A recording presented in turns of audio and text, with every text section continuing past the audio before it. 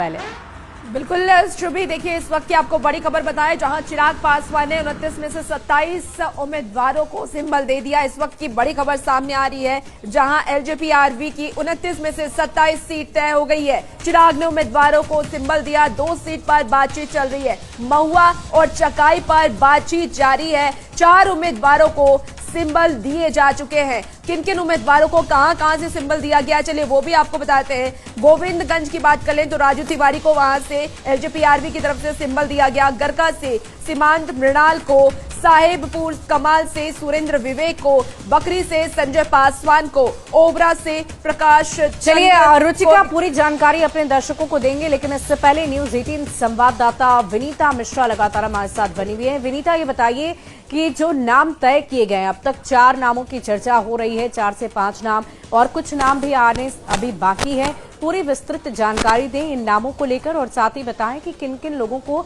खास तौर पर मौका दिया गया है। शुभी, बिल्कुल विश्वसनीय सूत्रों की हम मानी तो अभी 29 में से 27 सीट तय हुई है। जैसे ही 29 सीट फाइनल होगी तभी आधिकारिक घोषणा पार्टी की तरफ से की जाएगी, क्योंकि 2 सीट महुआ और चकाई जिस पर बातचीत जारी है। जैसा कि अभी आप दर्शकों को बता रही थी कि महुआ सीट पर उपेंद्र कुशवाहा अड़े हुए हैं। हालांकि महुआ सीट की दावेदारी लगातार चिराग पासवान भी करते आ रहे हैं। यही वजह है कि अभी आधिकारिक घोषणा 29 सीट की नहीं हुई है, लेकिन सूत्रों की माने तो 27 सीट लगभग चिराग पासवान की फाइनल हो गई है। कल देर रात 4 उम्मीदवारों को सिंबल भी दिया गया है, जिसमें गोविंदगंज से राजू तिवारी है, ब्रह्मपुर से हुलास पांडे है, बखरी से संजय पासवान है जो पार्टी के पुराने नेता हैं, वही गरखा से सीमांत मृणाल हैं।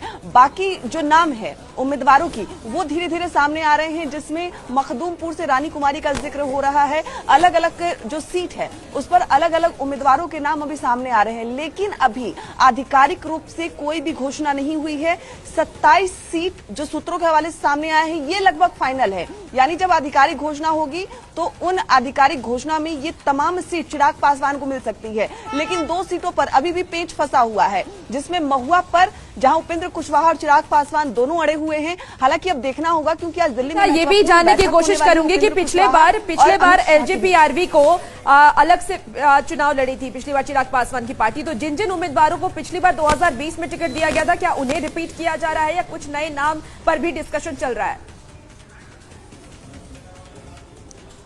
कई नए नाम पर डिस्कशन चल रहा है, क्योंकि कई ऐसी सीट थी पिछली बार की अगर हम बात करें तो 100 से अधिक सीटों पर चिराग पासवान ने चुनाव लड़े थे, लेकिन इस बार की तस्वीर अलग है। तो ऐसे में कई नए उम्मीदवार हैं और कई ऐसी सीट है जहां चिराग पासवान ने अच्छा प्रदर्शन किया था, लेकिन वो सीट फिलहाल जेडीयू के खाते में है। तो ऐसे में जहां जहां चिराग पासवान को इस बार सीट मिली है वहां नए उम्मीदवार के रूप में जो उनके प्रत्याशी हैं वो तैयारी करेंगे। चलिए विनीता, आपको रोकना चाहूंगी, एक और बड़ी खबर आ रही है, पहले दर्शकों को उसकी जानकारी दे दें।